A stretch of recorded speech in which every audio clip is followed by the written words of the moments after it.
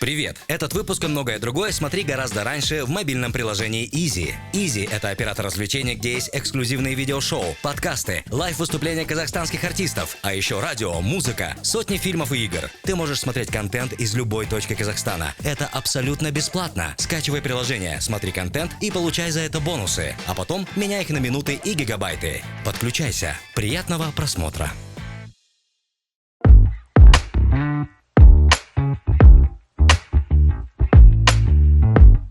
Ура! Наконец-то! Это OST подкаст, и сегодня у нас в гостях долгожданная Камила Ажибаева, продюсер многочисленных творческих проектов, таких как OU, OU Live, OU Fest, Айтпа. Наверное, еще продюсер каких-то рекламных проектов, клипов. Ты очень много работаешь с казахстанскими артистами. Да. Последние 3 года точно уже. Это вот тот самый серый кардинал, который проделывает всю работу.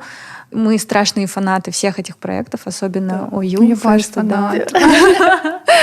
Да, добро пожаловать. Спасибо. Спасибо большое. Наверное, я тоже скажу, что я вам благодарна, потому что, наверное, мы и в работе тоже пересекались часто, и мне всегда с вами комфортно. И вот с Данарой я точно познакомилась так, что мы снимали наш плейлист на YouTube-канале, и нам нужен был красивый балкон.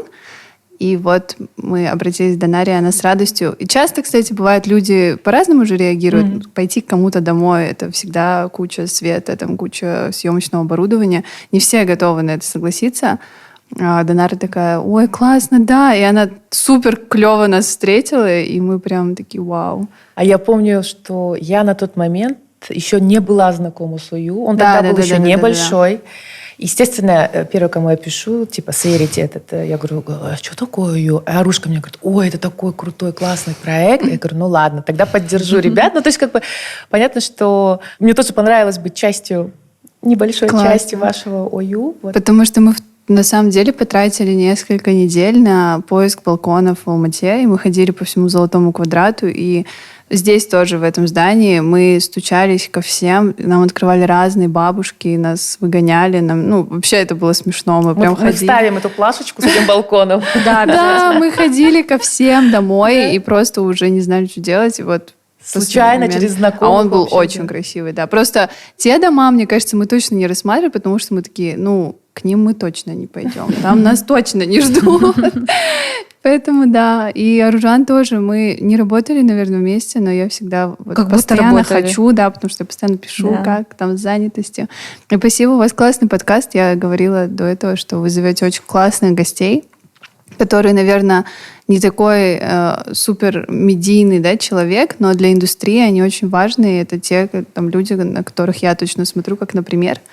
Вот, поэтому вам спасибо большое. Мы, правда, искренне иногда хотим, пригласить кого-то медийного, но каждый раз у нас всегда есть человек... Кто-то залетает в эту очередь. Который нам очень интересен, и нам хочется, чтобы все о нем узнали. Да. Мне кажется, медийные уже много что сказали, везде. То есть у нас есть много площадок для них. А вот как раз-таки специалист, опять же, Марат, Леня, это прям классно. Класс, спасибо. Да, а еще мы не специально, но так получается, что нам женщины интереснее, чем мужчины. Опять-таки, честно, не специально. Мы открыты всем, но почему-то именно женщины крутые, которые делают крутые проекты, которые смелые, нам очень интересны. Ты одна из них. Спасибо. Нет, и потом мы хотим действительно восстановить эту справедливость. Все знают, что такое OU. Это один из самых крутых проектов, на который просто... Он поменял, мне кажется, вообще отношение к казахской музыке, к современной казахской музыке. И за ним стоит Камила. Да. И мы с Арушкой об этом, когда говорили, мы говорим: мы хотим, чтобы о Камиле узнали как можно больше людей, потому что OU шикарный продукт, и это все на ее плечах. Спасибо. Но так интересно, что когда я слушаю, все равно мы же как-то в Алмате OU, плюс-минус все знают. Но, опять же, я смотрю, когда на статистику, я понимаю, что OU — это не казахстанский продукт, он не массовый.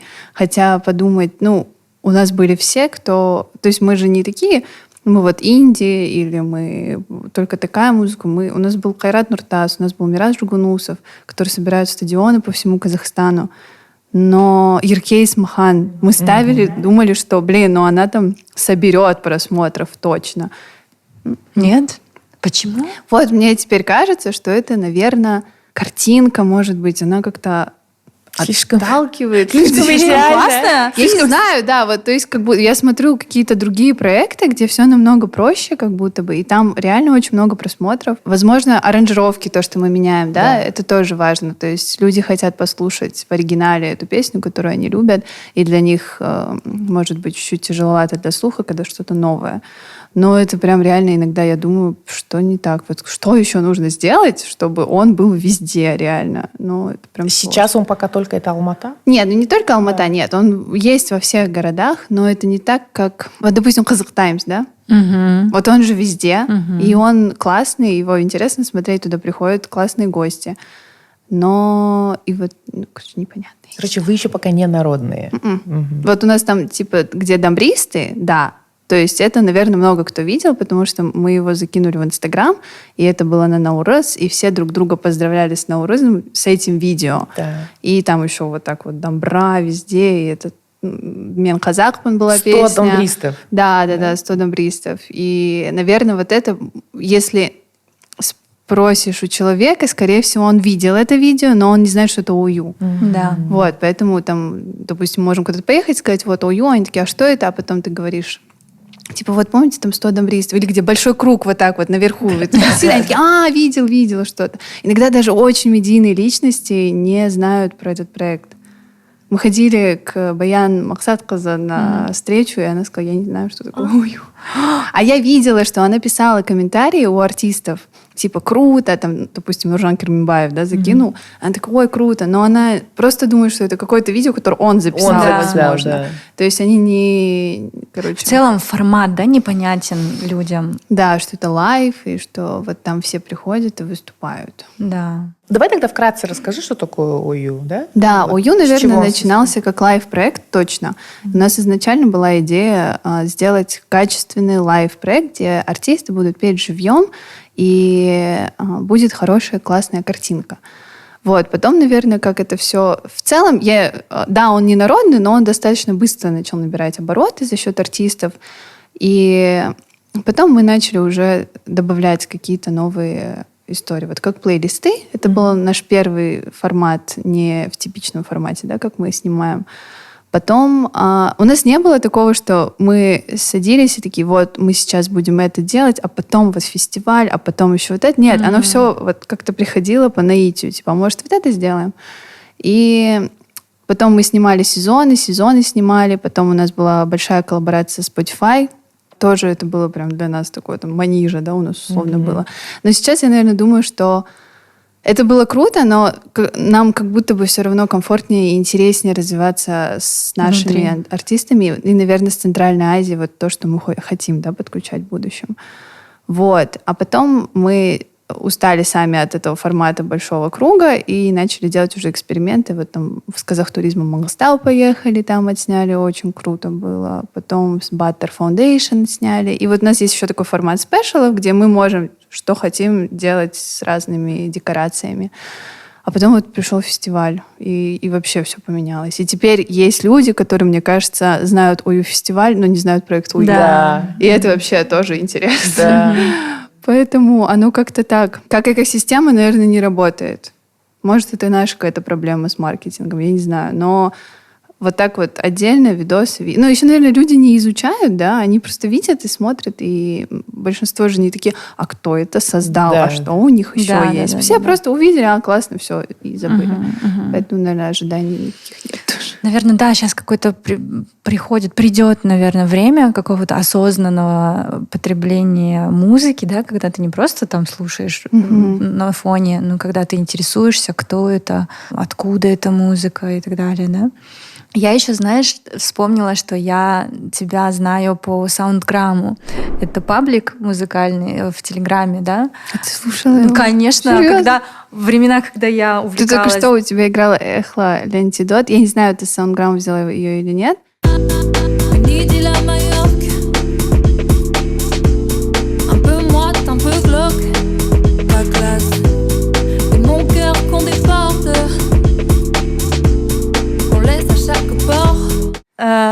Не знаю. Просто это было смешно. Это, короче, французская певица, она вообще не популярная. И я как-то через Spotify ее вообще непонятно как нашла, и мне так понравилась эта песня. И я через свой паблик, я ее так форсила просто отовсюду, потому что говорила, ребята, вы должны это послушать. И потом, через какое-то время, она загружает к себе в Инстаграм, что она смотрит свою статистику по прослушиванию, и у нее там 2-й Казахстан. И она такая, типа, что? Почему меня слушают в Казахстане? Я такая, да потому что это я. Да, и так смешно. А у нее реально там, типа, 1000 подписчиков. Она вообще неизвестная там во Франции. Классная, да. Вот, времена, когда я увлекалась диджеингом, я тогда открыла для себя Камилу. И это такой вот формат. Ты в Телеграме подписываешься, и каждый день она тебе рассказывает о каком-нибудь артисте, каком-нибудь трек интересный. Да. Класс. Да, это было прикольно, потому что я училась тогда в университете.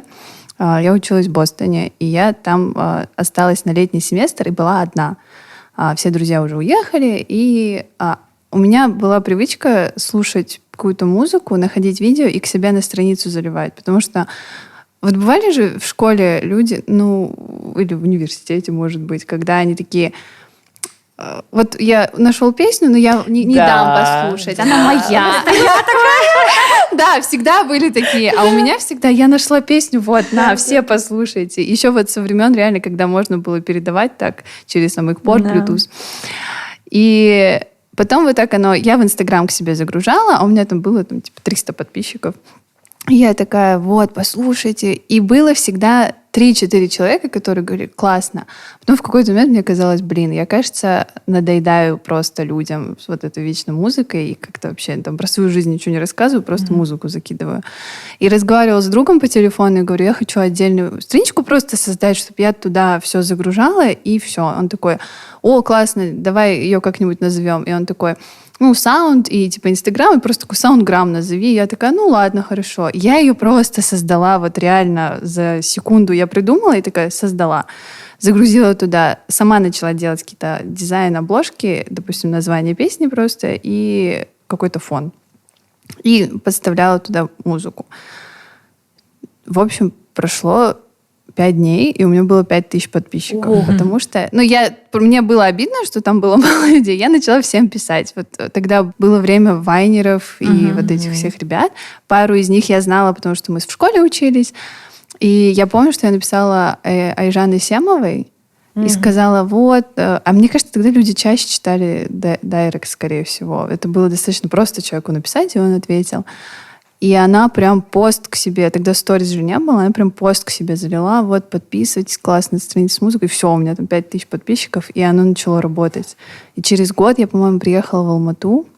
Я была не с Алматы, но я приехала, потому что здесь были в основном, какие-то там вечеринки, тусовки. И мы сделали прям вечеринку Soundgram, я позвала диджеев, там Арсена, Суперфлая, потому что они всегда как-то мы были похожи музыкально. И вот я какие-то такие тусовки делала. Но я вообще тогда казахстанскую музыку, наверное, не слушала, потому что, скорее всего, ее еще и было мало. Да. Тогда был год? 2014-2015. Тогда Молданазар был. Но, опять же, я не очень любила Молданазара музыку в самом начале.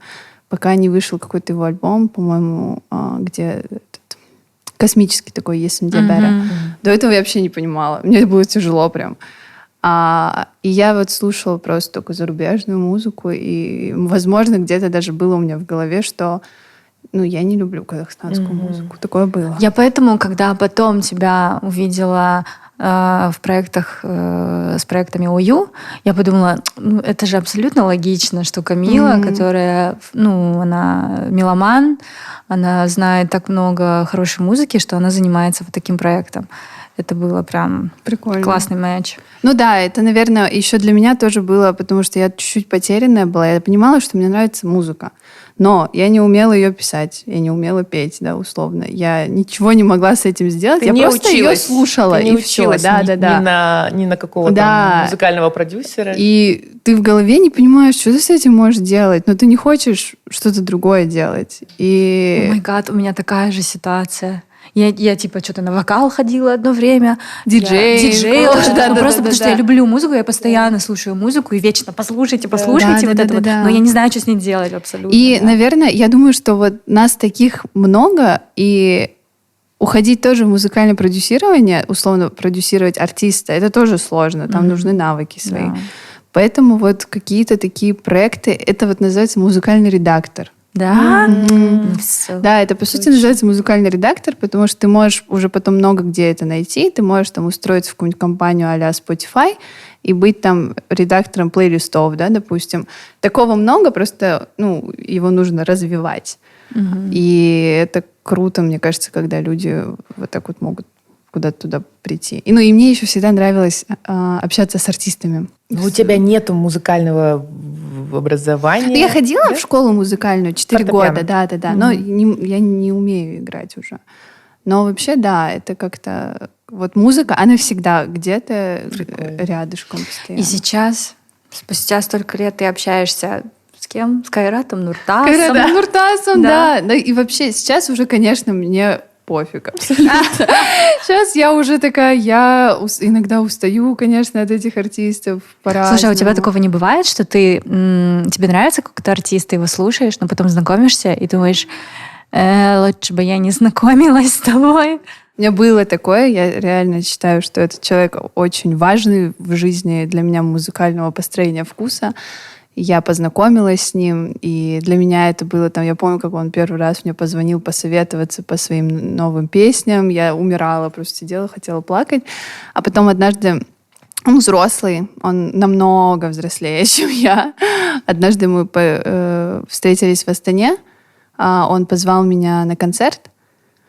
Мы сходили на него, и потом мы поехали на их машине, их сопровождала машина, и он сказал, мы подъехали к их отелю, и он сказал, пойдем чай попьем. Блин, я так и знала. Вот, и после этого я просто... Во-первых, у нас сумасшедшая разница в возрасте, типа не 10 лет, вообще нет. Я просто сижу, я говорю, нет, извините, я домой поеду. Я приезжаю домой, у меня слезы, истерика. Говорю, мама, что это такое? Типа, как он мог? Я же маленькая. Мама говорит, ты знаешь, я когда вот это все видела, что он там тебя на концерт зовет, еще что-то, я, говорит, сразу поняла. Я такая, это ужасно. И после этого я с ним общаюсь, я с ним также там здороваюсь, но у меня к нему отношение однозначно поменялось. Да, я прям не могу. Да, Я однажды тоже просила одного друга, я одно время, когда в Москве работала, я такая, познакомь меня со скриптонитом, познакомь. Как бы вот же вы чуть ли не там живете вместе. И он мне тогда сказал, говорит, знаешь, лучше не надо. Ты не хочешь его знать, на самом деле. Нравится музыка его? Вот и слушай. Вот. Да. И я тогда такая, окей, ладно. А ты не знакома с ним? Нет. Мне кажется, да. И не хочу, да. Иначе у меня там в голове что-то разрушится такое. Он, мне кажется, может что-то ляпнуть, и ты вообще не поймешь. Да. И такое у меня тоже было. Я одного кино... запарилась эта история, везде ее рассказываю. Я к тому, что я искренне боготворила киношника одного, тоже в возрасте. И мне нравились его фильмы, и вообще там то, что он говорит, какие его мысли и так далее. А потом... Тоже пошли кофе пить. Тоже, да, там вообще похлеще было, да. Это ужасно. И я тогда точно так же пришла домой и плакала маме, говорила, у меня такое было вот потрясение, прям, знаешь, я такая, как так? Я его так уважаю. А ты же еще не можешь ничего ему сказать? Нет. Типа, как вы посмели там, потому что он скажет, я просто тебе чай позвал. Да. Ты что себе надумала, душу, что ли? Да. Типа такого. Да. Поэтому ты просто с этой историей живешь. Более того, тебе так сейчас в комментах скажут, да ладно, уже просто кофе тебе позвал попить. Сейчас, знаешь, это было, я не знаю, лет 10 назад. Сейчас вот я сегодняшними мозгами, я бы его послала, наверное, я не знаю еще. Я бы не пошла на концерт, наверное, с ним. Да. Вот в этом весь прикол. Потому что тогда я вообще без задних мыслей. Мне реально было 19 или 20 лет, реально. А он пенсионер. Без шуток пенсионер. Даже не хочу знать, кто это. Даже не хочу. Но в целом, если смотреть на проект, то не было таких историй, что кто-то прям очень плохо себя вел. Нет, все очень классные. Кайрат Нуртас супер клевый чувак. Мы тусили потом на дне рождения. Он мне про своих детей рассказывал. Там, значит, разгар вечеринки. Это вот то, что потом в ТикТок улетело, где мы с ним танцевали. Я в его очках. Разгар вечеринки, а он мне про своих детей рассказывал. Я подумала, мужик. Я помню, что тогда на этом дне рождения я, выпила чуть-чуть и пошла к нему говорить тост. Я такая, мне нужно сказать ему все, что я думаю. И я пошла, и он такой, типа, сейчас, подожди, я себе тоже, типа, напиток возьму. И мы, короче, такие стоим. И я вот так ему говорю, вы знаете, я знаю, что вы на многих тоях выступаете, и вам, наверное, много что говорили, но то, что я скажу, это другое. Типа, пожалуйста, послушай. А потому что он же всегда такой, мне кажется, он не обращает внимания. Да, конечно, он просто, типа, мимо ушей. Я говорю, это важно. И он такой, типа, да, слушает. Я говорю, вот, вы очень важная персона в казахстанской музыке, вы не понимаете этого, но вы много что сделали, типа, поэтому не останавливайтесь, пожалуйста. Типа, да, все классно, но вы, реально ключевой человек. Как думаешь, он реально понимает это? Нет, мне кажется, нет. Не понимает. Да, мне кажется, потому что, когда реально он приехал к нам на проект, мы же все с ума сошли там, правда. Это было смешно. Он опаздывал. На съемку в ОЮ. Да. Угу. Во-первых, он согласился, когда мы на ОЮ Фест его позвали, мы же за деньги его позвали, то есть это как коммерческая история, просто заказали артиста, то есть без никаких там знакомств, ничего. И я говорю, Айс, пойдем к нему в кабинет, в гримерку, надо с ним поговорить сейчас. Вот мы до этого договаривались, Айсултан заходит, и он его видит, у него Айсултан, Салем. И, короче, он все, ты такой высокий. Они там что-то общаются. И, в общем, Айс говорит, у нас будут съемки, приходите. Он говорит, конечно. И Айс говорит, вот сейчас номер менеджера запиши, все, вот он согласился. И мы вот так вот просто по рукам пожались, и такой, ура. То есть сначала был ОЮ Фест, а съемки только потом Да, потому что они же нам отказывали очень долго. И его продюсеры отказывали вам? Да, они говорили, нет, мы не можем. И уже там было такое, типа, хватит нам писать. Нам это не интересно. Да, мы не придем. И мы уже смирились с этой мыслью, но мы позвали его на фестиваль. За деньги, да. И там уже подружились с ним, и он пришел к нам. Но он, опять же, он пришел, мы собрали бэнд, все сделали, ждали его, он чуть-чуть опаздывает.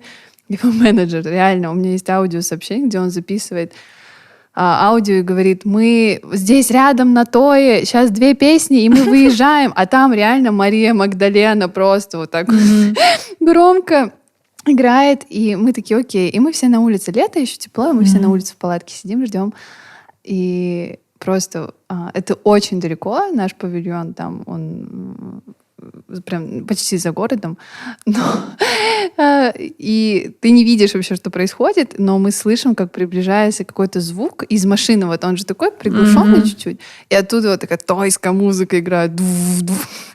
Просто приезжает его машина, он выходит, и мы все вообще, мы не можем ничего сказать, потому что он еще так выглядит круто, как всегда.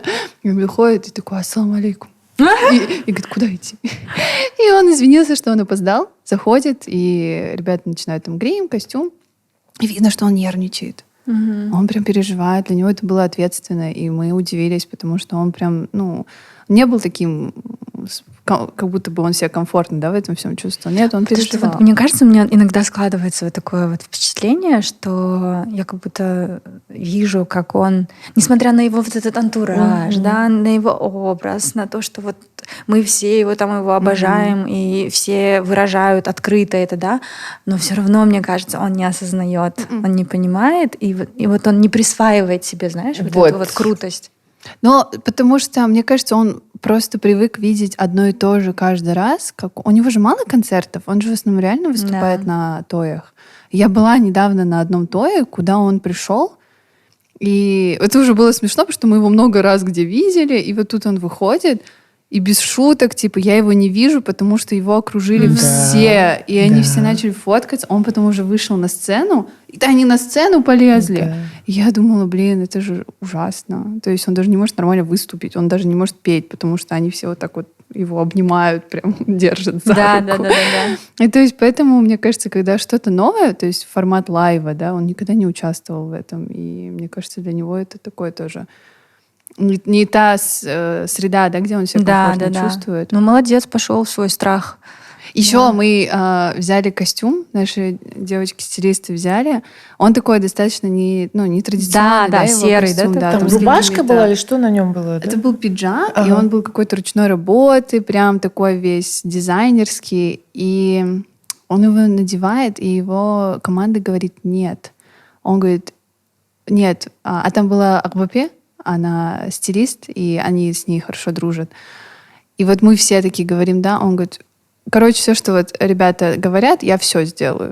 Класс. И мы такие, ура, но очки он свои все равно носит. Ну, естественно, это же, Да. это что? И вот он заходит на площадку, и все наши просто молчат. А у нас там всегда шум, нам вообще пофиг, кто пришел там, и просто все молчат, все тупят. От этого еще хуже становится, потому что он нервничает, а тут все молчат. И все просто что-то медленно так делают, все начинают шепотом разговаривать почему-то. Как-то вот так отписали его, но это все какое-то было. Он уходит, нам просто приносит ящик пива, и все такие, ура, наконец-то. Да, поэтому это, конечно, весело с ним было. Ну, вы проложили мостик такой от Кайрата Нуртаса до вот этой прогрессивной молодежи. Вот ОЮ это все-таки был мостик для него, да? Что вы как-то соединили эти два разных честно, мира. я правда хочу это сказать уже вживую. Я клянусь, я уверена, что ОЮ фестиваль и то, что мы его позвали, открыл ему дорогу. Конечно, мы все так Потому считаем. что, потом его начали звать на все фестивали, Да. на все концерты, на интервью, на шоу, Да. на все. Да. Но мы были первыми, и это было для нас. То есть, когда мы его анонсировали, там все равно было очень много комментариев, типа, что, Кайрат Нуртас, зачем, вы что, угораете, типа... Я помню, слушай, он порвал просто тогда. Это я те фестиваль. эмоции никогда Да. в жизни не забуду. Мы так кайфанули, просто да. вообще, как он вышел. Как он вышел? Мы же еще не знали ожидала ничего. я от себя не ожидала, что я так возбужусь до Кайрата Да, Нуртаса. потому что, то есть ты как-то слушаешь, а его вживую увидеть. Вживую это это вообще да. не на свадьбе, а именно вот так. Да. Он на саундчек не приходил. Еще самый прикол, что я потом смотрела, что после нашего фестиваля он ходит на все саундчеки. А к нам он не приходил, потому Смотри, что он не какой у него должен, отшифт произошел, да? Вот. там, То есть мы когда сознание. говорим, он говорит, нет, нам саундчек типа не нужен. Они вот так говорят. Ну, Я я с думаю, наскоку зайду. Да, да, да. да, а тут, короче, они еще Молодец. выходят, а у них этот интро, вот я не помню, вы помните, нет, но первая песня, с которой Да, вышел я Байка, помню она первую. не начиналась как обычная, она там была такая тун-тун-тун, и потом интрига, Да. короче, какая-то. А мы сами это первый раз слышим, потому что он пришел со своим ноутбуком, и только у него были эти песни. И я вот помню, что я была в палатке, я его проводила на сцену и пошла переодеться, потому что дождь был нереально. Да, а я дождь вся был. замерзла, я думаю, пойду переоденусь. И я забегаю там в палатку на бэкстейдже, меня еще закрывают, а так я переодеваюсь, и я, короче, слышу вот эту тун-тун-тун. У меня вот так мурашки, истерика. Я еле как эту кофту, и я вот эту палатку не могу открыть, что она на замке, и я кричу, откройте мне палатку. Ребята мне открывают, я просто пулей бегу к сцене, и вот так стою, и я вижу, все мои плачут, ревут, я ору, и это вообще непередаваемое ощущение. Мы еще до этого выходили, я с ним иду, он такой, у тебя телефон есть? Я говорю, да. Снимай, как я иду. Я такая, Сладкий. хорошо. Он, короче, да, он вообще персонаж культовый. Мне кажется, он Да. как ребенок, да, чуть-чуть такой, вот немножко наивный. Наш друг, вот Абдель, он с ним тоже работает на мероприятиях, он говорит, такое ощущение, что он ребенок еще. Ну, потому что, мне кажется, с ним вот так Что-то все вот, видимо, ходят. вот так с ним, да, и вот он какой-то вот прям, ну, хоть и уже большой артист, у него Решение, потому что все равно в жизни не принимает, мне кажется. Ага. Ну, про это все, мне кажется, Да, знают, да. что он не главный, да, в своей жизни. Да. Ну вот он очень такой все-таки мягкий, оказывается. И молодой, Ма- по сути. Да. Сколько ему лет? Я не знаю, мне кажется, ему 32, нет? Капец. И 4 детей уже. Ой. Сейчас я специально посмотрю. Да, Я не могу, я мне очень уверена, что любопытно. ему типа 32-33, мне Ну, кажется. то есть он уже давно, представляешь, он давно на сцене, Да. да? Ну, вот сейчас у него новый этап. И у благодаря него вам. реально 1000 песен, мне кажется, если не больше. 34 года. А, ну Вообще, вот, ну, господи сегодня боже. очень много. 25 февраля день рождения. А у тебя тоже? Вот, Это судьба. прикольно. Это водолей, да? Рыбы. А, рыба, прикольно. Ну вот, и как-то мы с ним вот так вот отрабатываем. У меня реально о нем очень хорошее впечатление, и вообще нету никаких... Я бы спросила, а о ком у тебя не очень впечатление? У меня реально, да, я свою продолжу эпопею Ербулата «Вознажигатер». Это же Жигетер, да. Да. Слушай, это такая была тоже культовая песня в нашей... Нам было тогда по 20 лет, это было, господи, сколько лет назад, больше 15 лет назад, и когда эта песня была, я помню, мы тоже там ни Ютуба, нифига же не было, мы все учились тогда за границей, боже, мальчишки-казахи просто... Умирали. Мы тоже умирали, Мы да, тоже если честно, умирали, да. да. Потому что так прям поднимал Он же дух. еще каждый город называл там, Да. типа, и все просто ждали, когда Да. его город назовут. Да, то есть это вообще была какая-то прям, ну, такой очень свежая казахская какой-то свежая казахская интерпретация, да, вот такой вот какой-то музыки. И тогда, я помню, мы очень кайфанули. Потом все, этот человек пропал. Исчез. Все, исчез. Да, вот сейчас мы говорим об этом артисте Ербулат. Мы тоже вставим эту плашку. Надеюсь. Вот, да. И да, потом появляетесь вы, да, и как вы его нашли. Но мы, если вот смотреть на УЮ проект, это все равно там костяк команды, это мы те, кто с 6-7 класса дружим. Мы одноклассники, Айсултан, Жандос, я, и мы просто с детства, да, вместе. И когда мы были маленькие, мы слушали Ербулата в школе. Это для нас тоже был такой... Я помню, что пацаны показывали мне его песни, и я такая, вау, круто. Мы слушали. И потом, когда мы вообще в целом УЮ списки всегда делаем, он у нас всегда с первого сезона, мы про него что-то договорим. Да.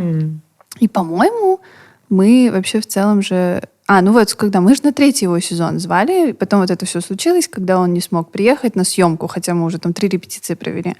Но у него тогда, мне кажется, в целом ментальный период достаточно тяжелый был, и это все оправдывает его, на самом деле, почему он этого не сделал и не приехал. Потом, через какое-то время, его брат мне написал, Еркан, и сказал, что мы готовы, зовите нас, если, вдруг еще хотите. И мы с Ерканом всегда были на связи, на самом деле.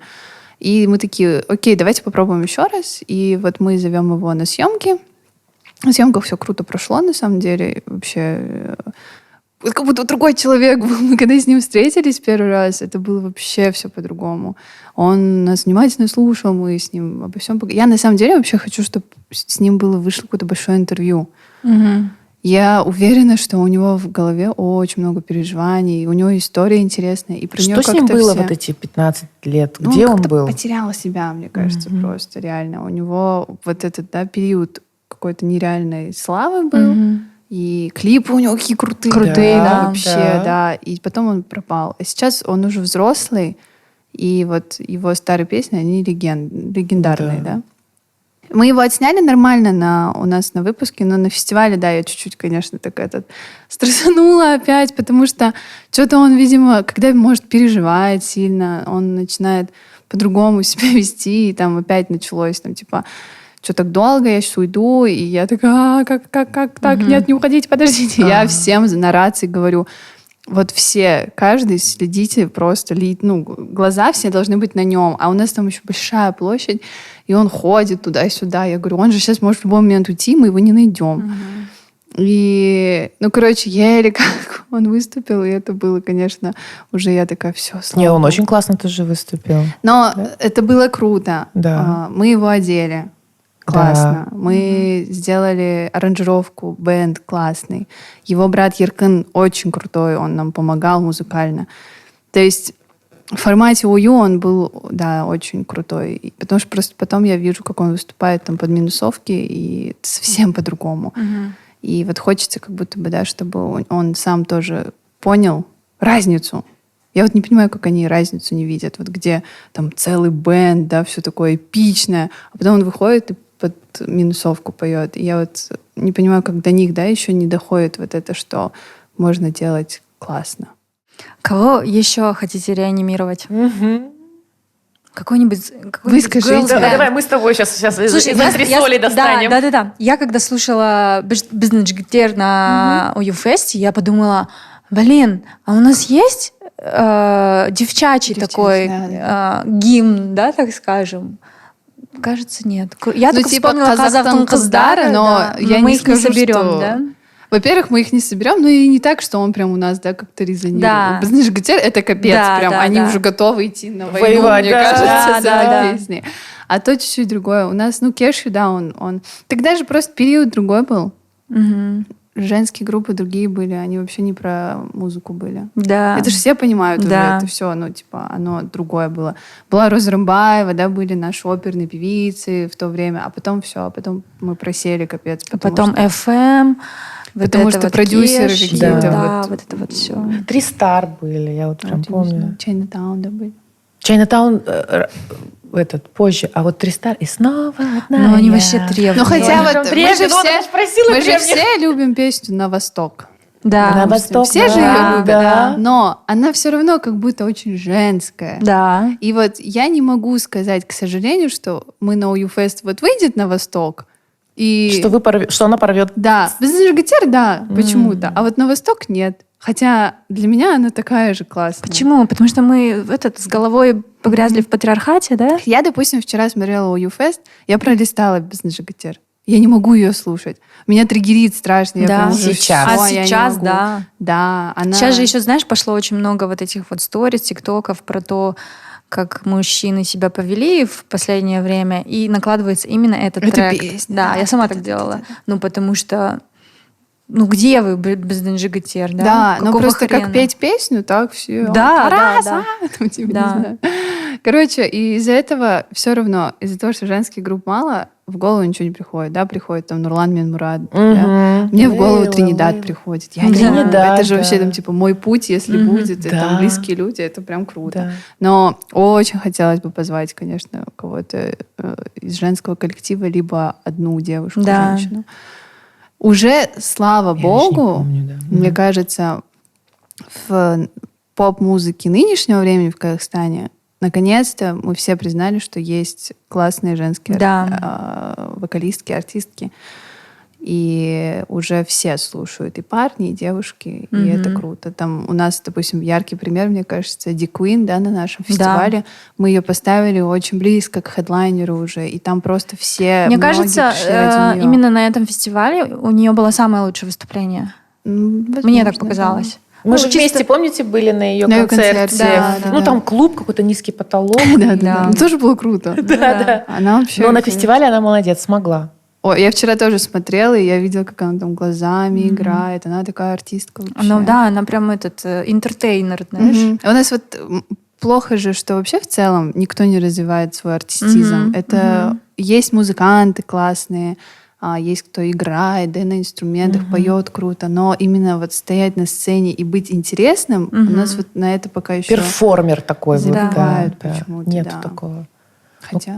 Ну, Кайрат просто там своим одним движением Просто плеча, и все. Бедром там подвигал, и все. И вот вроде и так красиво. Хотя и сам прикол, что это уже у него просто натурально пришло. Да. Он ни за кем не пародировал, оно у него есть. Просто казахский Элвис Пресли, да? Да. какой-то? Ну и Орда, да, наверное? Да, Это вот просто... Не, Орда это вообще, мне кажется, другая Нет, планета. Это другая каста Да. вообще. всё. Да, с ними никто вообще не сравнится. Такие крутые. Значит, на них смотрю, и я каждый раз такая, вау.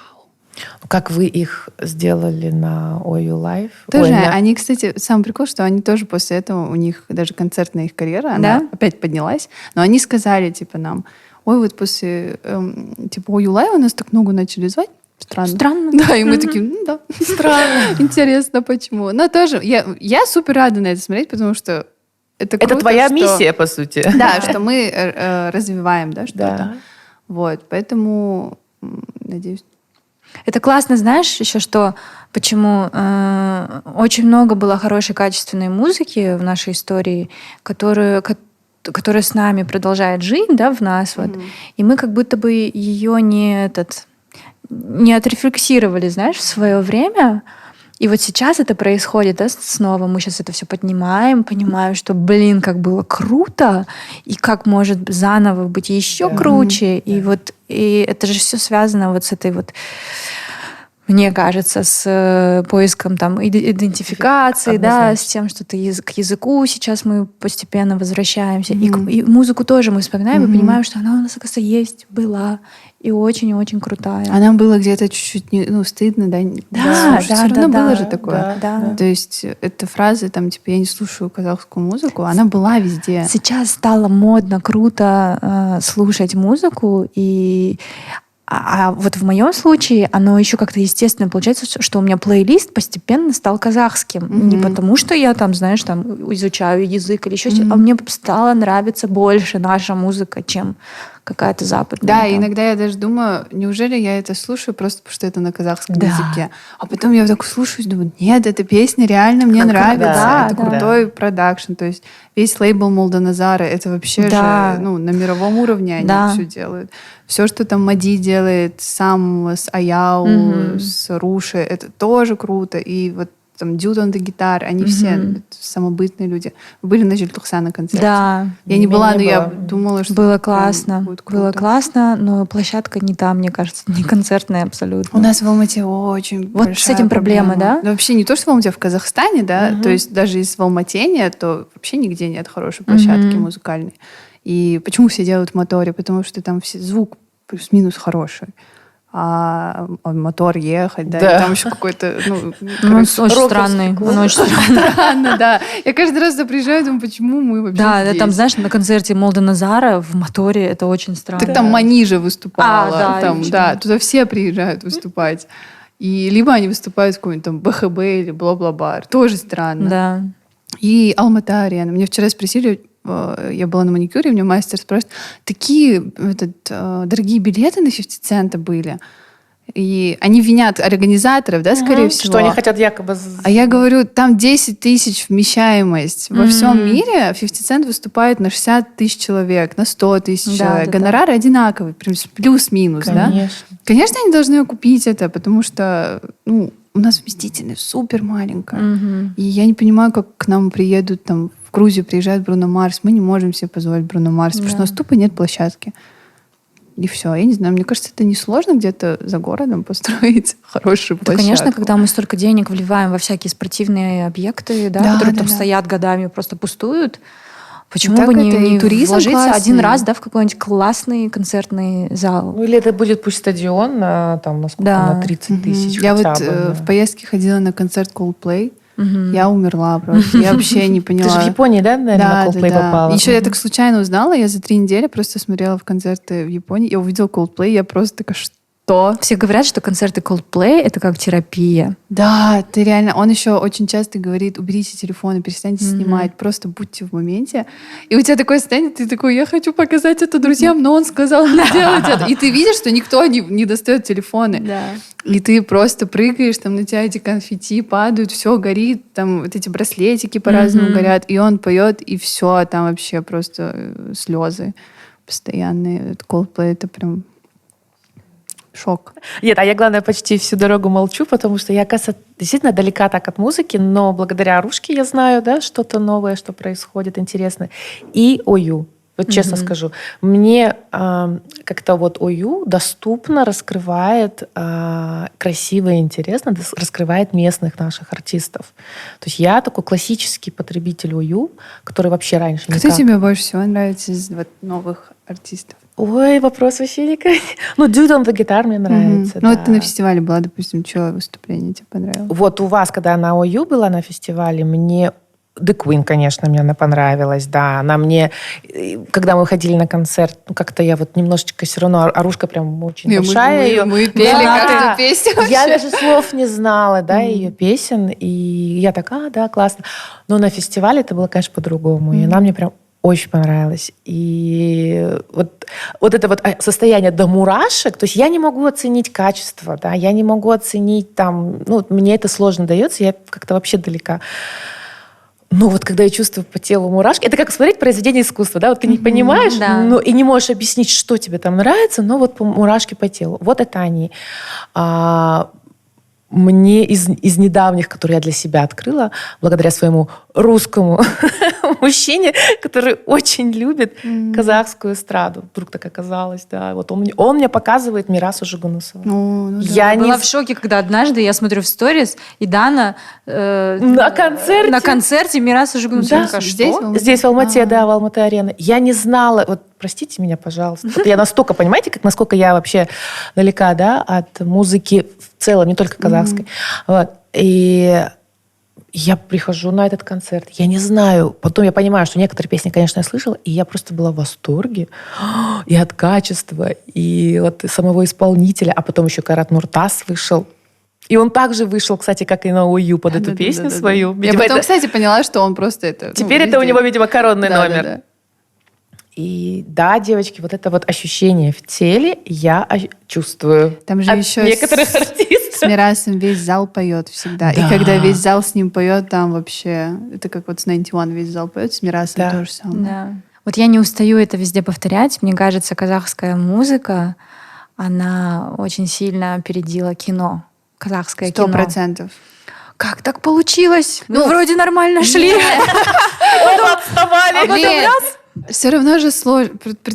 Музыка — один человек. Да. Кино, там все должны быть крутые. Ты не можешь только с классным режиссером вывести или только с классным актером. Кино — это просто... Я, в съемках все... Я, супер далека от съемок всю жизнь была. Я вообще не знала ничего. Я не смотрю фильмы. Вот я музыка, а кино не про меня, допустим. И когда я случайно просто попала на свою работу, я начала уже... участвовать в съемочных процессах, не зная ничего. Я каждый день подходила к Кеше и спрашивала, а кто такой гафер? А кто такой вот этот вот? Я потому что просто у меня нету. Я знаю, оператор, да, он снимает, режиссер. Сидит на стульчике. Да, где стульчик. Все. И вот когда я сейчас просто вижу это все, понимаю просто, что за одним 15-секундным роликом стоит просто 50 человек. Ну, правда. И они все должны быть толковые, потому что если один не толковый, все. Типа художник не очень, все, декорации. Ну и там же всегда так фильм посмотрят и начинают комментировать каждый все. Художка была классная. Вот актерская игра была классная. А музыка нравится. Да. Все, ты ее послушал, залетает. Буду дальше слушать. Точно. Поэтому, конечно, это жди свою команду, которая скоро допрофессионализируется и начнет снимать классные фильмы. У нас же еще проблема, у нас же есть классные фильмы, но они не доходят до массы. Вот это вот мы летели позавчера Эйр Астаной и включили этот, экранчик, с телевизором. И там я нажала казахстанское кино, 4 комедии. Вот что-то там каникулы офлайн, что-то. И я думаю, так еще же есть много фильмов в этом году вышло. И Эйр Астана иногда делает классные подборки. Они там ставят фильмы Адильхана, Ержанова. Но вот я летела, и мне нечего было посмотреть. Да, я захожу на Кинопоиск, и там с недавних пор появилась категория «Казахстанское кино». Я такая, ой, ничего себе!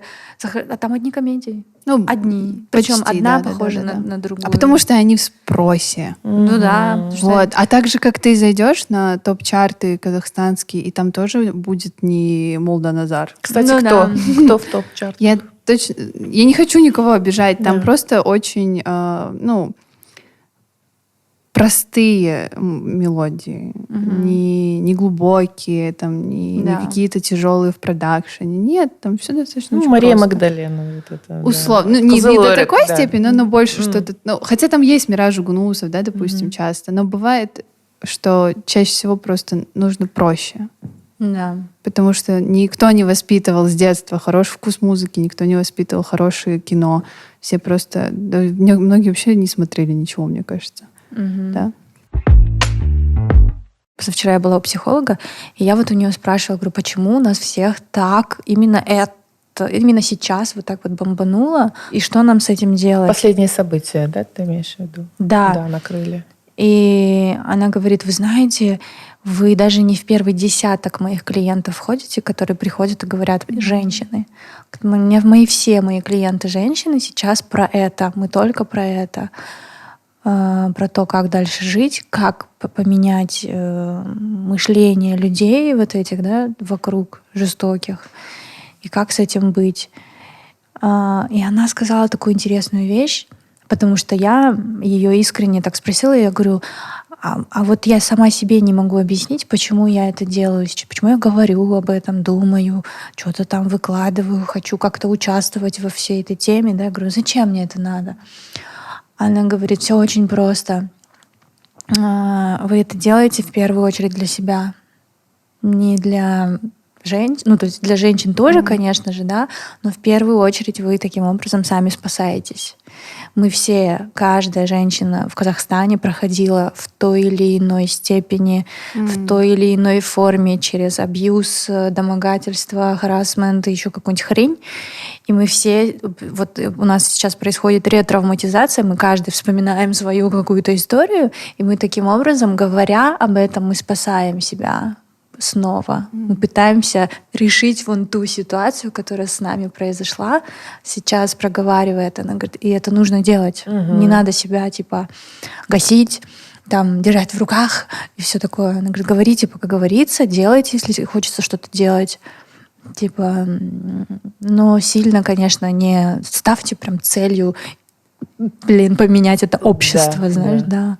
Ну да, это так много энергии и сил уходит. И я вот позавчера прилетела, и у нас 2 месяца не было в Казахстане. Я вернулась и захожу в аэропорт, а там все мужчины в форме. А я на них смотрю, и они меня вот просто все бесят. Я еще все такие же хмурые. Я вот так смотрю, кто на паспортном контроле сидит. И я такая, какой кошмар. Вообще. Я вчера поехала гулять, и я такая, мне же обратно надо будет такси заказать. И я думаю, я не хочу на такси ехать. И мне прям так стало Страшно. Тревожно, хотя я раньше же ездила спокойно. Всегда страшно было. Мне, когда я прилетела, первая ночь дома, обратно в Казахстане, мне снится сон, что я еду в такси, и таксист меня берет за ногу. То есть это уже вот оно вот везде у меня тут в голове, и, короче, это ужасно. Ну, мы тут тоже, я сейчас говорю, что мы там прошлый подкаст сняли, выложили на YouTube на эту тему, да, на тему насилия, на тему харассмента, абьюза. И я думаю, что нужно продолжать, да, говорить. То есть Кама тоже немножко переживала, она говорит, надо ли опять об этом говорить? Ей неловко, при этом она хочет об этом говорить. Да. Мне кажется, потому что я смотрела очень много контента, который выходил в этот момент про это. И, допустим, я там смотрела интервью с адвокатом Жанной, я вообще просто, она мой кумир. Да. Я сейчас представляю, через что они каждый день проходят уже столько лет. И я думаю, откуда у вас силы на это все? Да, я там неделю посмотрела эти новости, мне стало плохо, я все отключила это, потому что, ты уже просто эмоционально, у тебя руки трясутся от этого всего. Я не знаю, как они с этим живут. Я спросила у Асем Жапишевой, я говорю, как ты каждый день активист, журналист, активист, феминистка. Я говорю, как ты каждый божий день на протяжении стольких лет занимаешься этим вопросом? Как ты выдерживаешь? Она говорит, никак не выдерживаю я. Я просто иду в ботанический сад, возле которого я живу, и с утра смотрю, как старички занимаются спортом. Солнце светит, вокруг природа красивая. И вот через вот такие моменты я спасаюсь и снова набираюсь сил. А так, говорит, нет. Это очень тяжело. Да. Потому что потом ты такой вроде живешь обычной жизнью, а потом ты раз вспоминаешь, что опять же там в эту же секунду сейчас что-то происходит, и ты опять такой, какой кошмар. И оно как будто бы в этот раз прям все, оно уже навсегда с нами, и оно уже не забудется. И сейчас уже, опять же, я в офисе у меня, допустим, большинство мужчин, и я там каждому написала и сказала, и вот от одного услышала, что в офисе все равно у нас были шутки какие-то там, типа, а чё посуда грязная, там, условно. Они так угорают и знают, что мы очень сильно сейчас будем говорить, там, нет, так нельзя. Но в этот раз я услышала, что уже шутки такие вообще нельзя говорить. То есть, вообще все, хватит. То есть до одного дошло, и это как-то... Супер. Потому что именно вот эти шуточки, это и есть первый... Конечно. Это вот шуточки, фильмы про то, как женщину там порабощают. Да? Опять-таки, да, в музыке.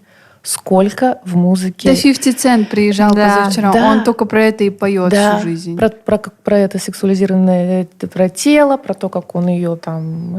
Оно, я вообще не знаю, когда оно закончится, если честно. Оно так привычно со всеми живет. И фильмы старые смотришь, там в фильмах реально одни измены, еще что-то. Я вот недавно смотрела, я не знаю, как это называется фильм, господи, где Кейт Хадсон, она подружка лучшая, она выходит замуж, а у нее подружка, которая менее красивая. В этот же день выходит замуж? Нет, не в этот же день. Она всю жизнь любила ее жениха, и потом они там типа что-то поцеловались и поняли, что они вообще всю жизнь друг друга любят, а у него свадьба на кону, и они не знают, как, короче, быть вместе. И ты смотришь, и ты, болеешь за эту пару, на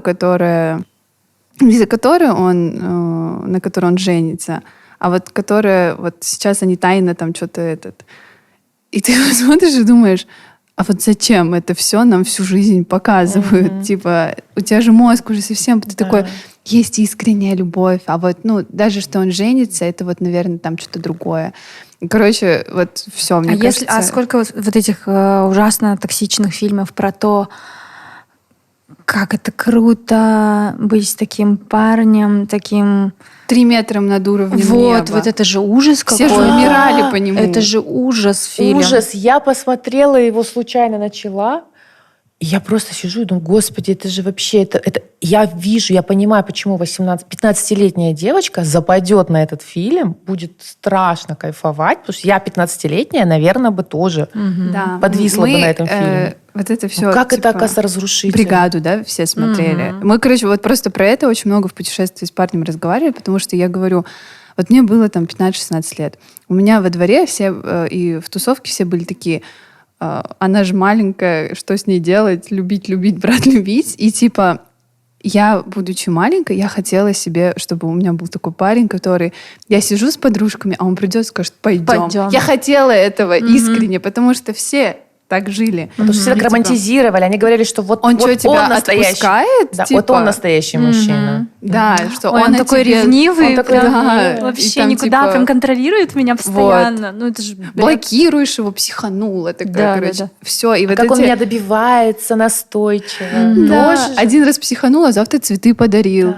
И это все с нами, у каждой из нас было. Да. Ну, никто же не может сказать, что мы такие всегда были осознанные. Нет, потому что... Более того, мы сейчас только вот сейчас вдруг стали там в чате нашем, да, девчачьем, вспоминать какие-то ситуации и вдруг осознавать, что это был абьюз.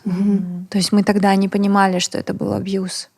И только сейчас ты вспоминаешь, думаешь, какого хрена, куда я смотрела, почему я вообще ничего не почувствовала, да, сама себя не смогла там защитить и так далее. Потому что мы живем в таком обществе, где тебя постоянно втюхивают из каждого утюга, что это нормально, и это нормально, и бить нормально, потому что это семья, все должно в семье оставаться. Да. Вот. Даже сейчас я вот рассказываю же, я поругалась вот с очень известным там журналистом нашим, который сказал: не, ну это же личное дело каждой семьи, типа, чего сейчас вмешиваться? Мне как-то неудобно сейчас говорить мужикам, типа, не бей. А женщина тоже, вы знаете, женщина тоже может ударить. Да, вот это вообще. Тоже. Она иногда как психует, она меня тоже бьет. А почему вы об этом не говорите? Да. Поэтому, короче, там я вообще за все время столько всего начиталась, что реально вот самая яркая, мне кажется, в голове история, это как парень, который пишет в сторис, типа, ну ладно, я все понимаю, да, это плохо, но вы же понимаете, с кем вы встречаетесь до замужества, вы же понимаете, кто этот человек. Типа, как вы сразу не определяете, типа, мудак он или нет? Короче, он там типа все пишет. Я, естественно, не могу промолчать. Я такая, блин, ты чё? Типа, такое вообще нельзя писать. Так, ну, и просто я во время того, как пишу, я понимаю, что он при мне знакомится с девушкой на день рождения друга. Они общаются. И через неделю он делает ей предложение. И она выходит за него замуж. Дал ли он ей время подумать, какой он человек? Нормально? Я не стала ему это писать, но я просто про себя подумала. Я бы не выдержала, я бы написала. Ну да, я уже тут такая, так, ладно. Я просто от них от всех отписалась, такая, думаю, какой кошмар. Один тоже парень, я с ним в универе училась, он закидывает подкаст Кана с Ержиком и говорит: что-то тут, типа, чуваки расхайповались, короче, он их якобы не знает вообще, кто это такие, возможно, и правда. И он такой, что он мне... А там Кана говорит, типа, мужики, хватит постить свой лайфстайл, типа. И он говорит, почему он мне говорит, типа, не постить свой лайфстайл? Я против насилия. Я вот с женой сегодня обсуждала, я никогда в жизни, типа, не подниму на нее руку. Но что он мне говорит, что делать? И, во-вторых, у нас есть проблемы поважнее. Типа, почему он про коррупцию не говорит? И он это все говорит. Я все там тоже написала блог. Правильно. Короче, ужас. Правильно. Меня тоже там колбасило, и я вижу, как мужчины многие, ну, либо в принципе равнодушны к проблеме, там, либо вообще заблуждаются, но надо быть вот этим вот воином света и просто вот 5 слов написать, разъяснить ему, в чем он не прав конкретно вот в этих кейсах, да, почему сейчас важно говорить об этом. Не потому, что там есть проблемы поважнее, да, там, или еще что-то. Всегда что-то будет, но вот эта базовая тоже проблема, она самая важная.